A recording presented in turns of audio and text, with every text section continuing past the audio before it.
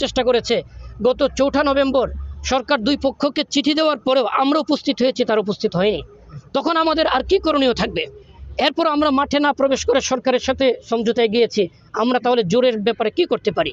সরকার আমাদেরকে পরামর্শ দিলেন যে এই জোট টঙ্গী ইজতেমা ময়দানের পরিবর্তে দিয়াবাড়ি মাঠে করার জন্য। আমরা সেটাতে রাজি হয়ে সরকারকে সাথে নিয়ে, প্রশাসনকে সাথে নিয়ে দিয়াবাড়ি সেই মাঠ আমরা পরিদর্শন করার পর দেখলাম মাত্র 30,000 মানুষ সেখানে সংকলন হবে। আর 30,000 মানুষ সংকলন হলেও তাদের টয়লেট, পানি, বিদ্যুৎ, গ্যাস ইত্যাদি কোনো ইউটিলিটিস ফ্যাসিলিটি নেই। তখন আমরা বললাম এই মাঠে আমাদের 2 থেকে কমপক্ষে 2.5 লক্ষ তো 3-4 লাখ সাথী, আর মাঠ প্রস্তুত করার জন্য আরও 1-1.5 লাখ সাথী, এই 4-5 লাখ সাথীর সংকলন হবে না। তখন ওনারা বললেন আজকে 18 ডিসেম্বর সকাল 10টায় সকল উপদেষ্টারা আমাদের 2 পক্ষের মুরব্বীদেরকে নিয়ে বসবেন এবং কোথায় জোর করতে পারি সেটার ফয়সালা করবেন। এই জোর উপলক্ষে মাঠ তৈরি করার জন্য সরকারের অনুমতি সাপেক্ষে আমরা আমাদের সাথীদেরকে ঢাকা আসার জন্য বলেছিলাম।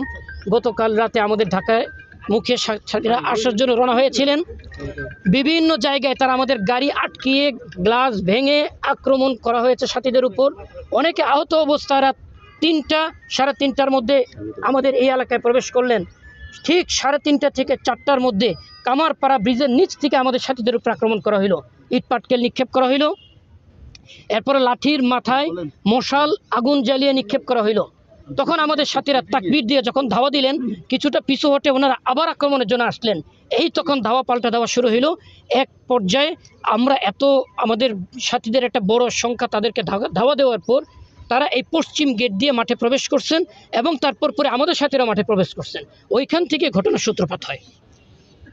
আচ্ছা, এখন পর্যন্ত কি এই 5 দিনে যে আপনাদের যে জোর, প্রশাসনিক কোনো অনুমতি দিয়েছে কিনা আপনাদেরকে মাঠে প্রবেশ? যেহেতু অনুমতির জন্য আরেকটু বলে দিই, যেহেতু আজকে বলছেন আপনি যে উপদেষ্টা মহোদয়রা আপনাদের নিয়ে বসবেন, তো বসার আগে আপনারা কেন মাঠে, আপনাদের যেহেতু স্থান নির্ধারণ করে দেওয়া হয়েছে, তারপরে কেন আপনারা মাঠে আসছেন? এটা তো সিদ্ধান্ত প্রথমত আজকে সিদ্ধান্তটা হবে যে আমরা চূড়ান্তভাবে কোথায় জোর করব। আর আমরা মাঠে ঢুকি নাই, আমরা কামারপাড়া থেকে সুইচ গেট পর্যন্ত রাস্তার মাঝখানে রাতে ঘুমানোর জন্য আমাদের সাথীরা বিছনা করছিল। ওই অবস্থায় যখন আক্রমণ করলো, তখন ধাওয়া পাল্টা ধাওয়ার এক পর্যায়ে তারা যখন মাঠে প্রবেশ করলো, টিকতে না পেরে ঠিক তার পিছে পিছে আমাদের সাথীরাও প্রবেশ করলো। ওই তখন আমরা মাঠে প্রবেশ করলাম। আর যখন মাঠে প্রবেশ করে ফেলেছি, সব স্টেবল হয়ে গিয়েছে, এখন তো আর মাঠের বাইরে গিয়ে কোথাও জোর করার প্রশ্নই আসে না।